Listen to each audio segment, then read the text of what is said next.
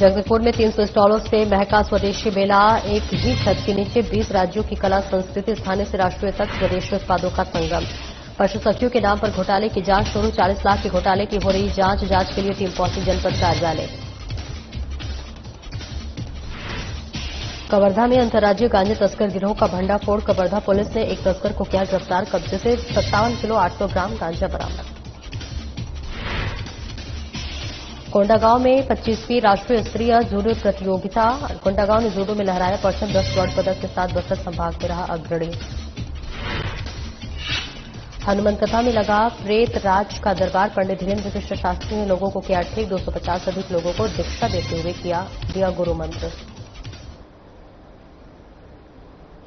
नमस्कार, स्वागत है आपका। मैं हूं आपके साथ सपना दीपक मदेशिया। बुलेटिन का आगाज करेंगे। लालबाग मैदान में चल रहे स्वदेशी मेले की असली पहचान बन चुका है, जहां लगभग 300 स्टॉल में देश के 20 राज्यों से आए कारीगर, शिल्पकार और उद्यमी अपनी परंपरा, कला और नवाचार का प्रदर्शन कर रहे हैं। वहीं मेले का हर स्टॉल जैसे अपने भीतर एक राज्य की संस्कृति, स्वाद और हुनर की कहानी कह रहा। साथ ही बस्तर में छत्तीसगढ़, ओडिशा, झारखंड, मध्य प्रदेश, आंध्र प्रदेश, तेलंगाना, उत्तराखंड, महाराष्ट्र, उत्तर प्रदेश सहित कई राज्यों के कारीगरों ने अपने हाथों से बने बांस, बैट मेटल, लकड़ी और मिट्टी के शिल्प प्रदर्शित किए हैं। इनकी सुंदरता और बारीकी से देखने के लिए लोग घंटों रुकते नजर आ रहे हैं। गृह सज्जा की वस्तुएं, पारंपरिक आभूषण, दीवार हैंगिंग और ग्रामीण जीवन से जुड़ी चीजें खरीदारों को खूब आकर्षित कर रही है। वहीं मेले में पूर्वोत्तर राज्यों की हैंडलूम साड़ियां, शॉल, बांस और उत्पाद, हस्त निर्मित टोकरी, तो दक्षिण भारत से आए इको फ्रेंडली सामान, नारियल उत्पाद और काष्ठ शिल्प विशेष आकर्षण का केंद्र है। दिल्ली, गुजरात और राजस्थान सहित कई राज्यों से आए उद्यमियों ने अपने हैंडमेड कपड़े, जूट बैग और खादी वस्त्रों से स्वदेशी की भावना को और प्रखर बना दिया है। आपको बता दें कि मेले के कई स्टॉल स्थानीय महिलाओं और युवाओं द्वारा संचालित है, जहां घरेलू उद्योग से बने मसाले, अचार, जैविक उत्पाद, हर्बल कॉस्मेटिक और बस्तर की वन संपदा से तैयार सामग्री बिक्री पर है। इन स्टॉलों पर लोगों की खासी भीड़ उमड़ रही है।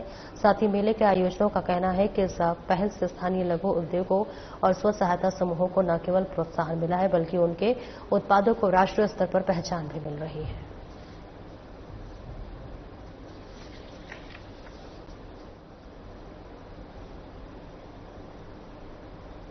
साधना प्लस न्यूज की टीम ने बिहान योजना में हो रहे भ्रष्टाचार को लेकर खबर प्रकाशित किया था। खबर के माध्यम से ये उजागर किया गया था कि भानु प्रतापपुर और चरामा विकासखंड के अंतर्गत पशु सखियों के नाम पर लगभग 40 लाख रुपए की पशु चिकित्सा किट और सामग्रियों का बिल फर्जी तरीके से बनाया गया था। खबर के प्रकाशन के बाद जिला प्रशासन हरकत में आ गया है। मंगलवार को जांच टीम भानु प्रतापपुर जनपद पंचायत कार्यालय पहुंची और पूरे मामले की जांच शुरू कर दी है।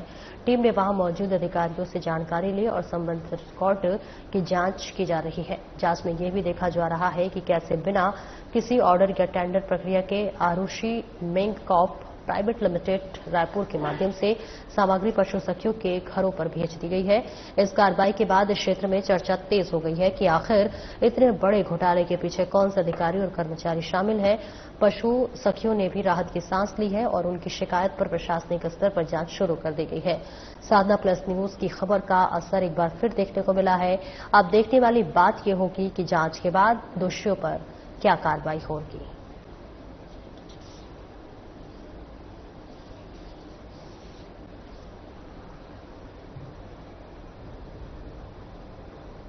थाना पोडला अंतर्गत चेकिंग स्विफ्ट डिजायर कार को रोककर तलाशी ली गई।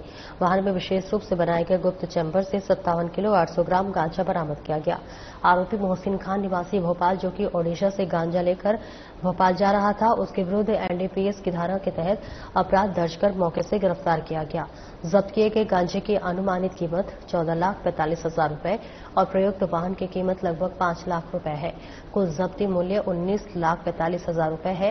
ये कार्रवाई पुलिस एसडीओपी बोडला अखिलेश कौशिक के पर्यवेक्षण में थाना प्रभारी बोडला निरीक्षक रूपक शर्मा और उनकी टीम द्वारा की गई। साथ ही साइबर सेल कबीरधाम की टीम का भी विशेष योगदान रहा।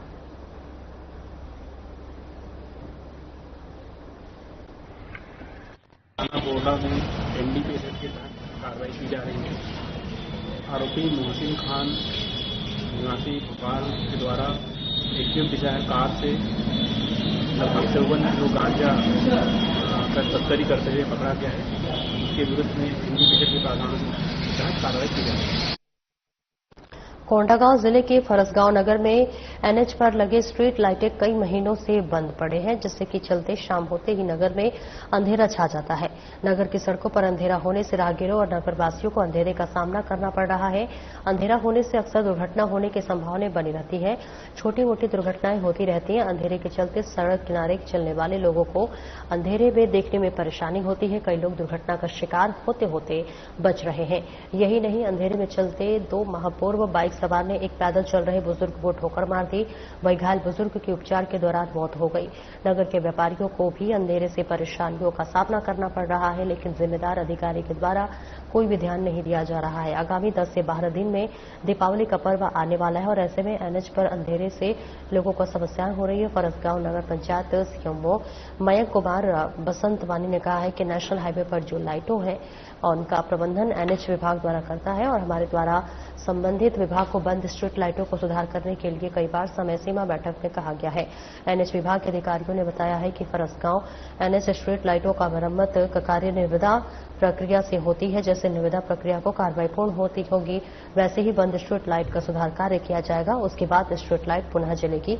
अब देखना होगा कि संबंधित विभाग लोगों को एनएच की बंद स्ट्रीट लाइटों के अंधेरे से होने वाली समस्याओं का समाधान कब तक कर पाएगा। क्या रोशनी के त्योहार दीपावली तक एनएच की बंद स्ट्रीट लाइटों में रोशनी आएगी या फिर पहले की तरह ही नगर के मुख्य मार्ग पर अंधेरा पसरा रहेगा या अंधेरे के चलते सड़क हादसे होते रहेंगे। यही स्थिति रही तो कभी भी बड़ी दुर्घटना घट सकती है।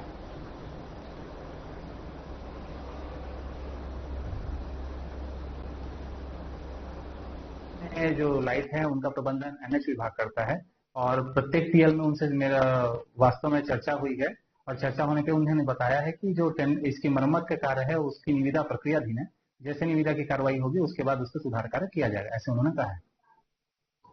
जो नगर में नगर पंचायत फरसगांव की स्ट्रीट लाइटें हैं वो जैसे भी हमको शिकायतें मिलती है, चाहे जनप्रतिनिधि के माध्यम से चाहे वार्ड पार्षदों के माध्यम से, तो उनको हम समय समय पर सुधार कार्य करवाते हैं। हमारे दो कर्मचारी हैं, दोनों स्ट्रीट लाइटों को सुधार में लगे हुए हैं। युवा समाज सेवी चंद्र बसंत अग्रवाल के नेतृत्व में स्वर्गीय पुरुषोत्तम अग्रवाल स्मृति फाउंडेशन के तत्वाधान में गुड़ियरी में चल रहे बागेश्वर धाम पीठाधीश्वर पंडित धीरेन्द्र कृष्ण शास्त्री की हनुमान कथा के चौथे दिन प्रेत राज सरकार का दिव्य दरबार लगाया गया है, जहां कई लोगों को भूत प्रेत ने जकड़ लिया था और पंडित धीरेन्द्र कृष्ण शास्त्री के सेनापतियों ने मंत्र फूकर ठीक किया। पंडित धीरेन्द्र कृष्ण शास्त्री ने 250 से अधिक लोगों को दीक्षा देते हुए गुरु मंत्र दिया। इस मौके पर युवा समाज सेवी चंदन बसंत अग्रवाल के साथ पुरुषोत्तम अग्रवाल स्मृति फाउंडेशन के सदस्यगण उपस्थित थे। चौथे दिन की कथा की शुरुआत दीप प्रज्वलन के साथ हुआ। इस अवसर पर राजेंद्र अखिल भारतीय अधिकारी राष्ट्रीय स्वयंसेवक संघ नारायण नामदेव जी सह प्रांत प्रचारक राष्ट्रीय स्वयंसेवक संघ छत्तीसगढ़ प्रांत राम विचार नेताम कृषि मंत्री टंकराम वर्मा संघ कार्यालय के प्रभारी में पूरी टीम उपस्थित रही।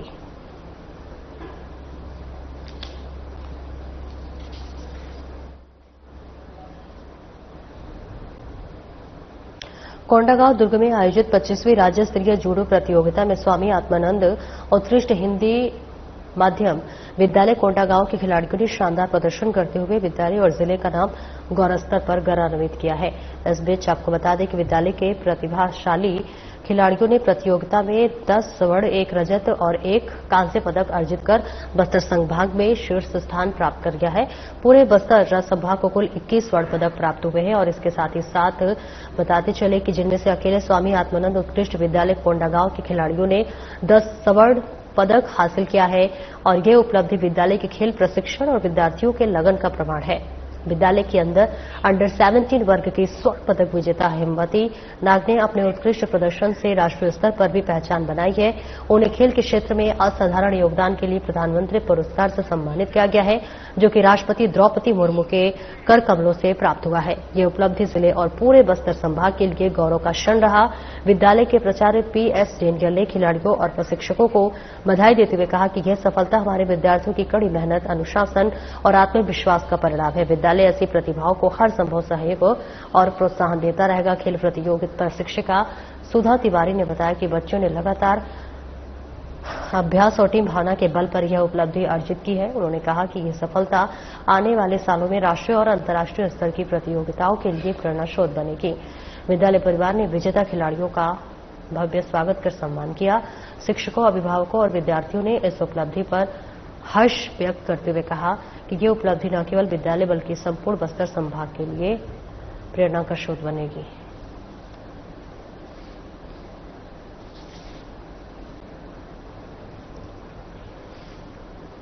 पूर्व सांसद मोहन मंडावी के निरंतर प्रयासों से जिला कांकेर के विकासखंड चरामा अंतर्गत लखनपुरी से उड़कुड़ा मार्ग के चौड़ीकरण और मजबूतीकरण के लिए 7,43,40,000 की स्वीकृति प्रदान की है। यह स्वीकृति छत्तीसगढ़ शासन लोक निर्माण विभाग द्वारा पत्र के तहत जारी की गई है।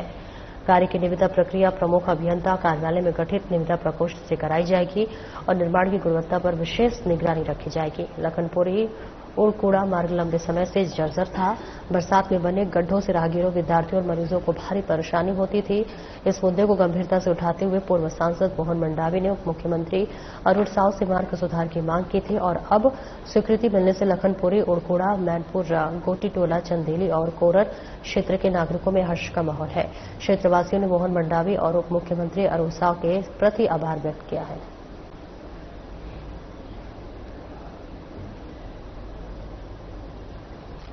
काम है राम काज किन्हे बिना मोह कहूं सराम।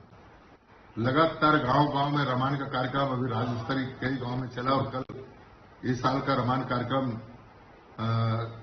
शरद पूर्णिमा तक चला और आने वाले समय में बरसात के बाद धान कटाई के बाद जनवरी से फिर हमारे रामकथा चलेंगे और उसके साथ साथ अन्य क्षेत्रों में मेरा लगातार दौरा रहता है।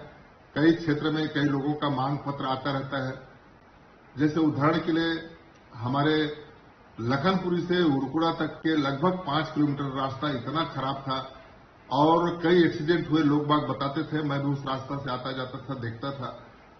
तो मैं माननीय उप मुख्यमंत्री अरुण साव जी से मुलाकात किया और हमारे जो सचिव है कमलप्रीत सिंह जी, इनका भी विशेष योगदान रहा और यहां से हमारे अधिकारी लोग प्रपोजल भेजे और हम वहां बैठ करके इस काम को कराए और मुझे बड़ी खुशी हो रही है कि हमारे 5 किलोमीटर का रोड बढ़िया मजबूती से और चौड़ीकरण होगी और उसके लिए मुझे क्षेत्र की जनता बार बार धन्यवाद दे रहे हैं।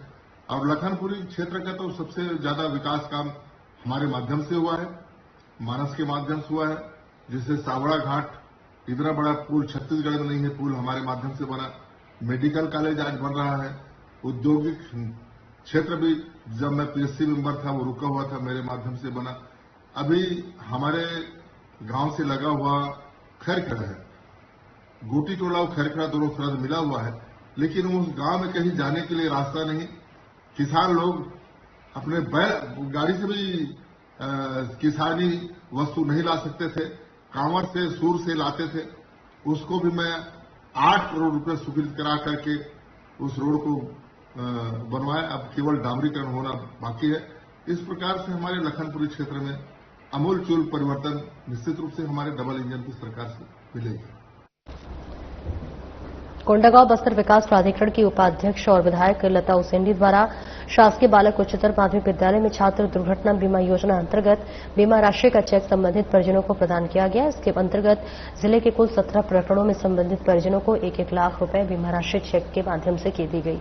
इस अवसर पर कलेक्टर नुपुर राशि पन्ना, नगर पालिका परिषद के अध्यक्ष नरपति पटेल, पार्षद संतोष पात्र सहित स्थानीय जनप्रतिनिधिगण और अधिकारीगण उपस्थित रहे। विधायक उसेंडी ने इस दौरान उपस्थित परिजनों से संवाद करते हुए बीमा योजना, श्रम पंजीयन सहित शासन की जन कल्याणकारी योजनाओं का आर्थिक अधिक लाभ उठाने की अपील की है और साथ ही अपने बच्चों का अच्छे से देखभाल और समय समय पर स्वास्थ्य परीक्षण कराने के लिए भी कहा। इस मौके पर जिला पंचायत सीईओ अविनाश भोई, जिला शिक्षा अधिकारी भारती प्रधान सहित विभागीय अधिकारी और शिक्षकगण उपस्थित रहे। उल्लेखनीय है कि छात्र दुर्घटना बीमा योजना के तहत शासकीय और अनुदान प्राप्त संस्थाओं में नियमित अध्ययनरत और आरटीआई के अंतर्गत प्रवेशित छात्र छात्राओं की दुर्घटना जनित मृत्यु होने पर उनके दवाकर्ताओं का अभिभावक को छात्र दुर्घटना बीमा योजना की राशि का भुगतान किया जाता है।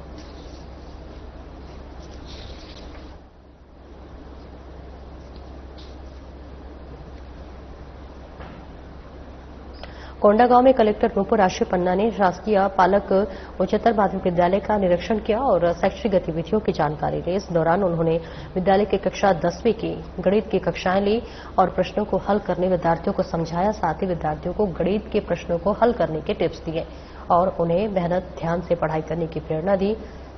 उन्होंने ब्लैक बोर्ड पर सवाल हल करते हुए चरणबद्ध तरीके से समझाया। कलेक्टर ने शिक्षकों को विद्यार्थियों को रोचक और इंटरैक्टिव तरीके से पढ़ाने का निर्देश दिया ताकि बच्चे पढ़ाई में रुचि और ध्यान बनाए रखें। साथ ही उन्होंने विद्यालय की कक्षाओं को पुराने केवीके भवन में संचालित करने के लिए निर्देशित किया। इस अवसर पर जिला पंचायत सीईओ अविनाश भोई, जिला शिक्षा अधिकारी भारती प्रधान और विद्यालय के प्राचार्य और शिक्षकगण भी उपस्थित रहे।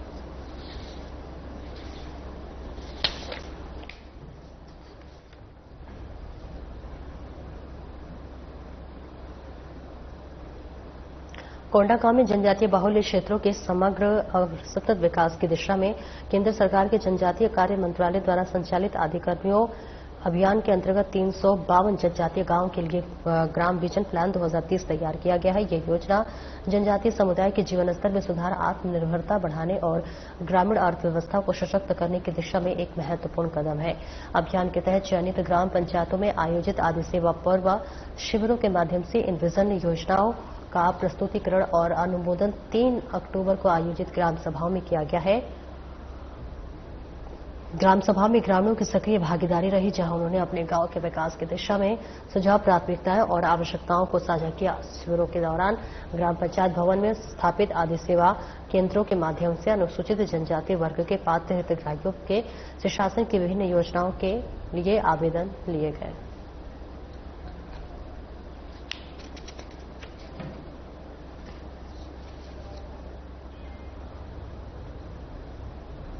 युवा समाजसेवी चंद्र बसंत अग्रवाल के नेतृत्व में स्वर्गीय पुरुषोत्तम अग्रवाल स्मृति फाउंडेशन के तत्वाधान में दही हांडी उत्सव का आयोजन हुआ। आपको बता दें कि बागेश्वर धाम पीठाधीश्वर पूज्य पंडित धीरेन्द्र कृष्ण शास्त्री की अनुबंध कथा के तीसरे दिन मुस्लिम समाज के सलमान ने जहां हिंदू धर्म को अपनाया तो वहीं ओडिया समाज की बिंदुबाई और ईसाई धर्म के छोड़कर फिर से हिंदू धर्म अपनाकर घर वापसी की। ऐसे लोक कलाकार दिलीप सिडग्गी, कांता सरड़ और अरु साहू का सम्मान भी किया गया।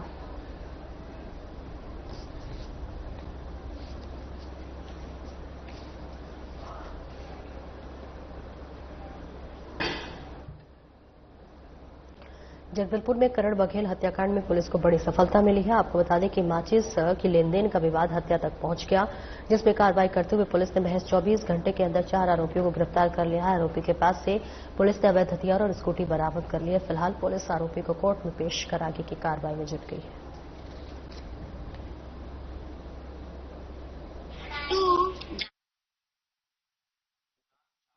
25 की रात्रि लगभग 10:30 बजे दसरा पसरा के सामने मृतक करण बघेल, जो कि उसी के सामने एक अंडा ठेला है, वहां पर नशे की हालत में उस अंडा ठेला के जो संचालिका है उससे माचिस की मांग किया। मना करने पर मृतक ने अभद्र भाषा का प्रयोग किया और गाली गलौज किया। उक्त अंडा ठेला में जो उसकी मालकिन है उसका भाई भी था, उसने मृतक को वहां से भगाया। तत्पश्चात उक्त लड़के ने विधि से संघर्ष रत अपने परिचित रिश्तेदार को भी इस बात की जानकारी दी कि मृतक ने उसके रिलेटिव को मां बहन की गाली गलौज करी है और अभद्र भाषा का प्रयोग किया है, जिस बात से उक्त विधि से संघर्षरत बालक अपने अन्य साथियों के साथ, जो कि वो भी विधि से संघर्षरत हैं, जगह पर पहुंचे और दसरा पसरा के पास जाकर के मृतक करण बघेल के साथ में मारपीट किए। उनमें से एक विधि संघर्षरत बालक ने एक धारदार ऑब्जेक्ट से उसके मृतक की जांघ पर हमला किया, जिससे उससे ब्लीडिंग होने लगी। त्राव होने से उसकी उक्त जगह पर मृत्यु हो गई है। पूरे प्रकरण में अभी एक वयस्क और 3 विधि से संघर्षरत बालक को पकड़ लिया गया है। इसमें विधिवत कार्रवाई जारी है, विवेचना जारी है। छत्तीसगढ़ के मुख्यमंत्री विष्णुदेव साय ने नई दिल्ली में केंद्रीय रक्षा मंत्री राजनाथ सिंह से उनके निवास पर सौजन्य मुलाकात की। बैठक में बिलासपुर एयरपोर्ट के विस्तार, रक्षा क्षेत्र के विकास, पूरे प्रदेश में सेना भर्ती रैलियों के आयोजन और नौ सैनिक पोतों के नामकरण जैसे कई महत्वपूर्ण विषयों पर सार्थक चर्चा हुई।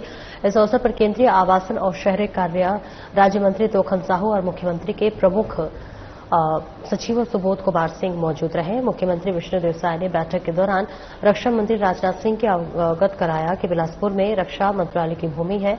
इस भूमि को उन्होंने बिलासपुर एयरपोर्ट के विस्तार के लिए उपलब्ध कराने का अनुरोध किया। इसके साथ ही मुख्यमंत्री ने यहां रक्षा क्षेत्र से संबंधित विकासात्मक कार्य की आरंभ करने का आग्रह किया।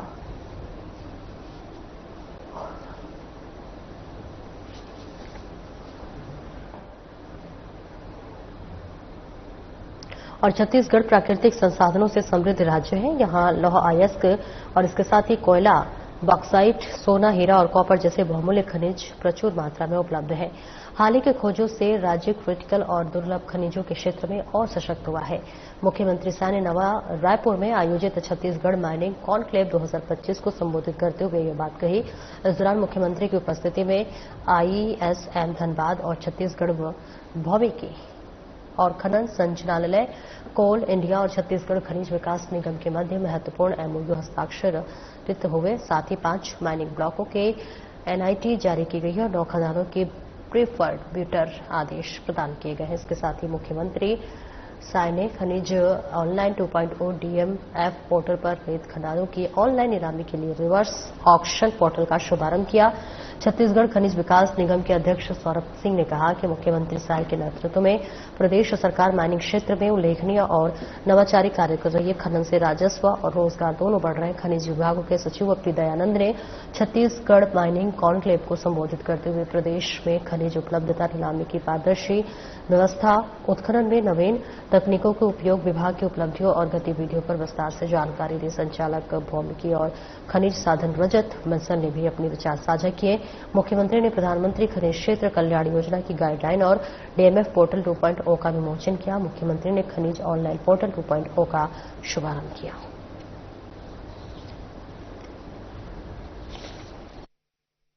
आज 9 साल के बाद छत्तीसगढ़ माइनिंग कॉन्क्लेव 2025 का आयोजन हुआ था और ये आयोजन ऐतिहासिक रहा और इसमें आज 3 MOU हुए हैं। क्रिटिकल मिनरल के क्षेत्र में माइनिंग कॉरपोरेशन और कोल इंडिया के बीच में MOU हुआ है। क्लीन एनर्जी को बढ़ावा देने के लिए ISM धनबाद के साथ MOU हुआ है और एक पोर्टल का भी शुभारंभ किए हैं। खनिज ऑनलाइन 2.0 DMF गाइडलाइन भी जारी हुआ है और रेत नीलामी के लिए भी पोर्टल का शुरुआत किए हैं। और आज जो हमारे उद्यमी हैं जिनके पास विभिन्न तरह के खदाने हैं, उनका भी रेटिंग का प्रावधान किए थे और 5 स्टार, 4 स्टार और 3 स्टार उनको भी हम लोग पुरस्कृत करने का काम किए हैं ताकि उनको भी आगे और माइनिंग के सेक्टर में काम करने का प्रोत्साहन मिले। तो इस तरह से आज का ये कॉन्क्लेव बहुत ही कारगर रहा है और पिछले 1 साल में काफी राजस्व की भी वृद्धि हुई है हमारे प्रदेश के अंदर में और इसके लिए मैं अपने माइनिंग विभाग को भी धन्यवाद देना चाहूंगा। हालांकि मंत्रालय मेरे पास ही है लेकिन हमारी पूरी टीम ने काम की है, हमारे सेक्रेटरी सहित सभी अधिकारियों ने काम किया है और उद्यमियों ने भी काम किया है। उनकी मेहनत के कारण भी हमारे प्रदेश का राजस्व बढ़ा है और आने वाले समय में और हम लोग यहाँ पर माइनिंग के सेक्टर में विकास करेंगे ताकि राजस्व ज्यादा होगा जिससे हमारे यहाँ के लोगों को रोजगार भी ज्यादा मिलेगा। मुख्यमंत्री विष्णुदेव साय ने राजधानी रायपुर स्थित बलबीर सिंह जुनेजा इंडोर स्टेडियम में आयोजित राष्ट्रीय मछुआरा जागरूकता सम्मेलन को संबोधित करते हुए कहा कि शिक्षा के बिना जीवन अधूरा है। शिक्षा केवल नौकरी प्राप्त करने का साधन नहीं बल्कि सफल जीवन का मार्ग है। सामाजिक विकास का मूल मंत्र शिक्षा है, चाहे जीवन जीने की कला हो, व्यापार हो, कृषि हो या अन्य कोई क्षेत्र। हर क्षेत्र में सफलता के लिए शिक्षा ही महत्वपूर्ण भूमिका है। मुख्यमंत्री साय ने कहा कि हमारे यशस्वी प्रधानमंत्री नरेंद्र मोदी के नेतृत्व में भारत सरकार ने मत्स्य संपदा योजना प्रारंभ की जो मछुआरों के जीवन स्तर को ऊंचा उठाने में एक क्रांतिकारी कदम सिद्ध बंद हुई है। इसी क्रम में छत्तीसगढ़ सरकार ने हाल ही में गंगरेल बांध ठेका प्रथा को समाप्त कर पुनः डुबान क्षेत्रों के किसानों को मत्स्य पालन की अनुमति प्रदान की है। केंद्रीय राज्य मंत्री डॉक्टर राजभूषण चौधरी निषाद ने कहा कि निषाद समाज का गौरवशाली इतिहास और परंपरा रही है। हमारे इतिहास और परंपरा के बारे में नई पीढ़ी को बताना और सिखाना आवश्यक है। इस अवसर पर उप मुख्यमंत्री विजय शर्मा, विधायक सुनील सोनी, छत्तीसगढ़ मछुआ कल्याण बोर्ड के अध्यक्ष भरत मटियारा सहित प्रदेश और अन्य राज्यों में आए समाज के पदाधिकारी और जनप्रतिनिधि बड़ी संख्या में मौजूद रहे।